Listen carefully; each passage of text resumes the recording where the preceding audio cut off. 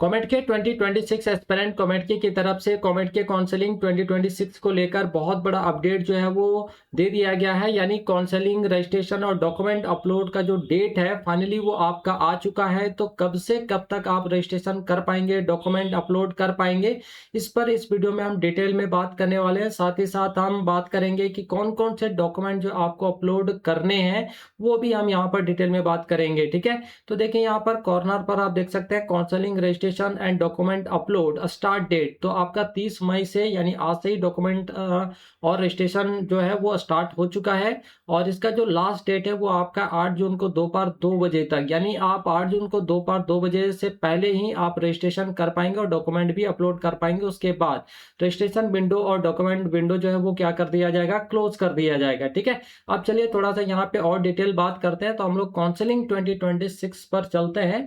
तो यहाँ पे हम नोटिफिकेशन में देख सकते हैं कि इसका जो नोटिफिकेशन है वो फाइनली कॉमेट के की तरफ से जो रिलीज कर दिया गया है।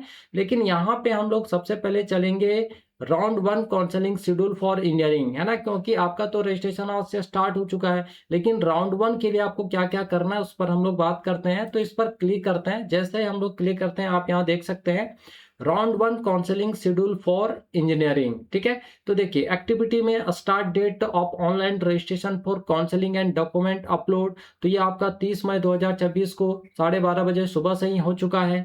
और last date to register for counselling and upload document for verification, ये आपका जो लास्ट डेट है वो 8 जून 2026 है। ठीक है, दोपहर 2 बजे तक। लेकिन डॉक्यूमेंट वेरिफिकेशन कंप्लीशन जो है वो क्या है, 12 जुलाई 2025। क्लियर है, यहां तक क्लियर हो चुका है। चलिए अब यहां पर हम लोग बात करेंगे आपको कौन कौन से डॉक्यूमेंट जो वो अपलोड करने हैं। ठीक है, तो डॉक्यूमेंट के लिए हम लोग थोड़ा सा नीचे स्क्रॉल करके चलते हैं और यहाँ पर आप देख सकते हैं documents required to be uploaded for online verification engineering. यहाँ पे दो प्रोग्राम है, एक आपका इंजीनियरिंग का होता है, दूसरा आर्किटेक्चर का होता है। ठीक है, तो हम लोग अभी इंजीनियरिंग के लिए बात करेंगे।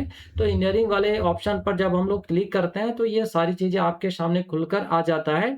Document required for upload for online verification, और इससे रिलेटेड ऑलरेडी हमने बहुत पहले वीडियो अपलोड कर रखा था, है ना, ताकि आप लोग अगर कोई पेपर नहीं है तो वो आप लोग पहले तैयार कर लो। ठीक है, तो आई होप आप लोगों ने तैयार कर लिया होगा। तो चलिए यहाँ पर एक बार फिर से सारे डॉक्यूमेंट्स को देख लेते हैं। तो देखिए यहाँ पे दो तरह का सीट होता है। ठीक है, एक जीएम सीट होता है और दूसरा केकेआर सीट होता है। जीएम मतलब जनरल मेरिट सीट होता है और एक केकेआर यानी कर्नाटका रीजन वाला होता है। तो यहाँ पे सबसे पहले बात करेंगे documents to upload for general merit seat engineering, यानी जीएम कैंडिडेट जो है कौन कौन से डॉक्यूमेंट अपलोड करेंगे। तो सबसे पहला जो डॉक्यूमेंट है दोस्तों वो है कैंडिडेट ओरिजिनल आईडी प्रूफ, यानी आपको एक ओरिजिनल आईडी प्रूफ जैसे आपका आधार कार्ड हो गया, पैन कार्ड हो गया, passport, voter ID, driving licence या कोई भी गवर्नमेंट आईडी प्रूफ जो है यहाँ पर आपको जो है अपलोड करना है। या फिर आपने एप्लीकेशन फॉर्म के समय ज्यादातर बच्चे जो है वो या तो पैन कार्ड या फिर आधार कार्ड का इस्तेमाल करते हैं, तो वही आपको यहाँ पे अपलोड करना है। ठीक है, फिर नेक्स्ट है date of birth proof of candidate. तो कैंडिडेट के डेट ऑफ बर्थ के प्रूफ के लिए यहाँ पे आपको क्लास 10th का जो मार्कशीट होता है यानी मार्क्स कार्ड बोलते हैं उसको, तो उसको अपलोड यहाँ पर करना है।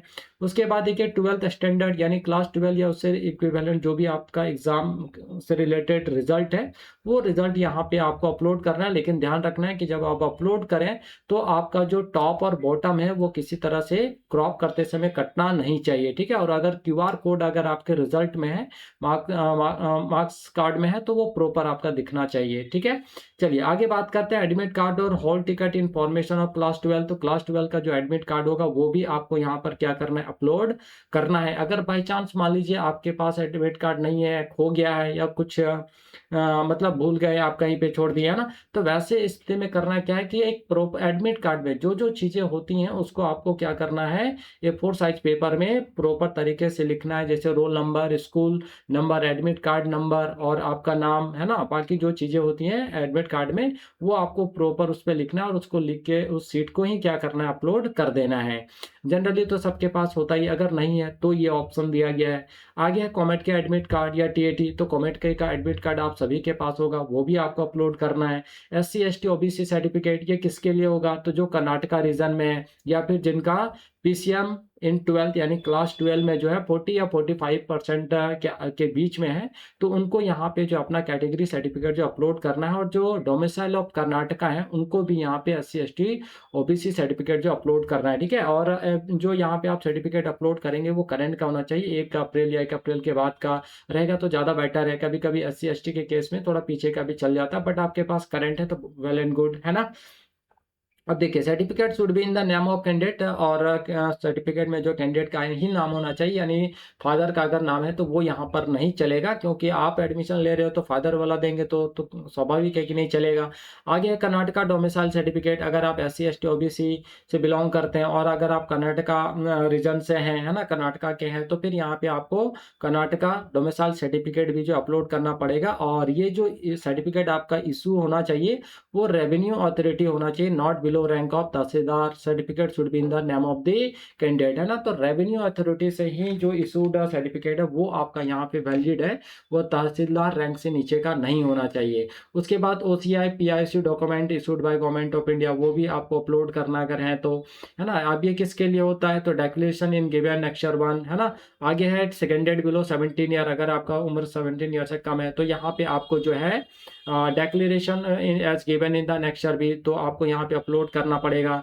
Any other optional document certificate, कोई अदर डॉक्यूमेंट है तो वो भी आपको यहाँ पे अपलोड करना है। अब दूसरा document to upload for KKR seat, तो KKR सीट के लिए कुछ एक्स्ट्रा नहीं होता, बाकी वही सारी चीज़ें हैं जो आप यहाँ पे देख पा रहे होंगे, है ना। बस यहाँ पे क्या है, कर्नाटका रीजन सर्टिफिकेट जो है आपको एक्स्ट्रा यहाँ पे अपलोड करना होता है, यानी KKR सर्टिफिकेट जो 371J certified certificate issued by assistant commissioner in charge of revenue sub division. इससे इस रैंक के अधिकारी का जो है यहाँ पे आपको सर्टिफिकेट जो है अपलोड करना है ना, KKR सर्टिफिकेट, ठीक है। ये एक्स्ट्रा यहाँ पे जो है आपको अपलोड करना होता है। बाकी SC/ST OBC सर्टिफिकेट तो आपको करना है, अगर आपका मार्क्स 40 to 45% के बीच में है या फिर आप डोमिसाइल ऑफ कर्नाटका है तो आपको करना ही पड़ेगा, ठीक है।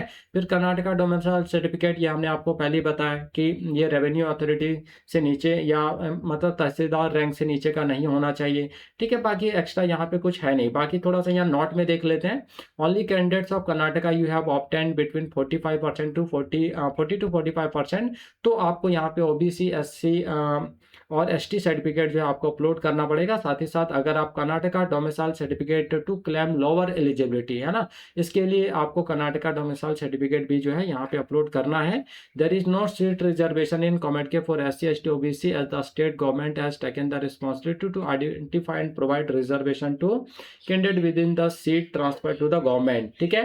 तो candidate claiming KKR seat need to upload KKR certificate and Karnataka domicile certificate. तो बाकी अदर स्टेट के बच्चों के लिए यहाँ पे KKR से डोमिसाइल सर्टिफिकेट अपलोड नहीं करना है, वो तो जनरल कैटेगरी में चले जाते हैं, है ना। जो कर्नाटका के हैं उनको यहाँ पे KKR सर्टिफिकेट और SC/ST OBC सर्टिफिकेट जो है डाउनलोड करना पड़ेगा, ठीक है। ये सारी चीज़ें हैं और ये सारे डॉक्यूमेंट्स हैं जो आपको अपलोड करने हैं। तो कैसे आप अपलोड करेंगे, इसका प्रोसेस क्या है, तो यहाँ पे अगेन आपको लॉगिन करना पड़ेगा। तो आपको लॉगिन बटन पर जाना है, ठीक है। लॉगिन यहाँ पे आपको user ID password captcha fill करके लॉगिन करना है। उसके बाद डॉक्यूमेंट अपलोड का जो है ऑप्शन यहाँ पर आता है, रजिस्ट्रेशन का ऑप्शन आता है। सबसे पहले तो आपको रजिस्ट्रेशन कराना पड़ेगा। रजिस्ट्रेशन कराने के बाद जो है आप डॉक्यूमेंट अपलोड का ऑप्शन आएगा, तो 1 by 1 सारे डॉक्यूमेंट्स को जो है अपलोड करना है। ये एक पूरा प्रोसेस है, तरीका है कि आपको काउंसलिंग प्रोसेस में पार्टिसिपेट करने का, ठीक है। तो आई होप दोस्तों आप सबों को ये सारी चीज़ें जो क्लियर हो गया होगा। तो फटाफट आप लोग जो है जो भी आपके पास सर्टिफिकेट है वो सारे जो है पहले रजिस्ट्रेशन करिए, और रजिस्ट्रेशन कराने के बाद 1 by 1 सारे डॉक्यूमेंट्स को जो अपलोड कीजिए, क्योंकि फर्स्ट काउंसलिंग का जो लास्ट डेट है डॉक्यूमेंट अपलोड और रजिस्ट्रेशन का वो 8 जून दोपहर 2 बजे तक ही है ना। उसके बाद आपका विंडो बंद हो जाएगा, फिर सेकेंड काउंसलिंग का डेट आएगा, है ना। फिर आप सेकेंड काउंसलिंग में पार्टिसिपेट कर पाएंगे। क्लियर है? चलिए, तो मिलते हैं नेक्स्ट वीडियो में इसी तरह के इन्फॉर्मेटिव वीडियोस के साथ।